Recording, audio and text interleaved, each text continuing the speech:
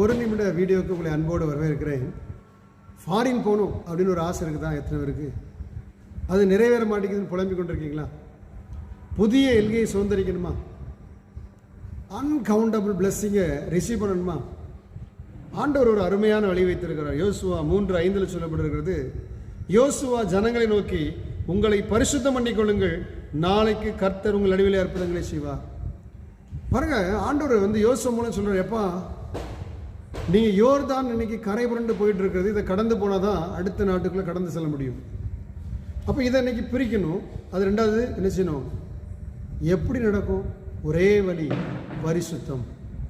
ஜனங்களை பார்த்து யோசுவா சொல்கிறேன், நீங்கள் பரிசுத்தம் பண்ணுங்க, கர்த்தர் உங்களுக்காக அற்புதங்களை செய்வார். பாருங்க, இன்னைக்கு அநேக பாவங்கள் சில நன்மையை தடுக்கிறது, சில ஆசீர்வாதத்தை தடுத்து கொண்டிருக்கிறது. இன்னைக்கு உங்களை வாழ்க்கையை அர்ப்பணிங்க, கர்த்தர் வாசலை திறப்பார், கர்த்தர் தடைகளை நீக்கி போடுவார். நீங்கள் you will see the new nation.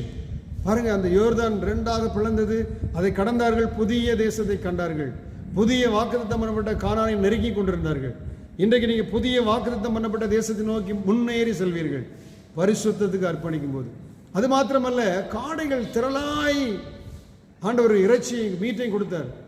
எப்போ தெரியுமா? அப்பவும் ஜனங்களை பார்த்து சொன்னார், பரிசுத்தம் பண்ணிக்கொள்ளுங்கள். அப்போ சில அற்புதத்தை நாம் பெறுவதற்கு பரிசுத்தம் மிக மிக முக்கியமாக இருக்கிறது. மனுஷன் வெளியே பார்க்கிறான், முகத்தை பார்க்கிறான், கர்த்தர் இருதயத்தை பார்க்கிறார். ஆகையால் இன்றைக்கு உங்களை பரிசுத்தத்துக்கு அர்ப்பணிங்கள், இருதயத்தை பரிசுத்தத்துக்கு. ஆண்டவரே, இருதயத்தின் இரத்தத்தால் கழுவுன்னு சொல்லி கேளுங்க.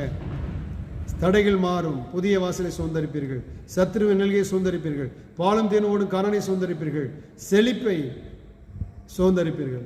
God bless you.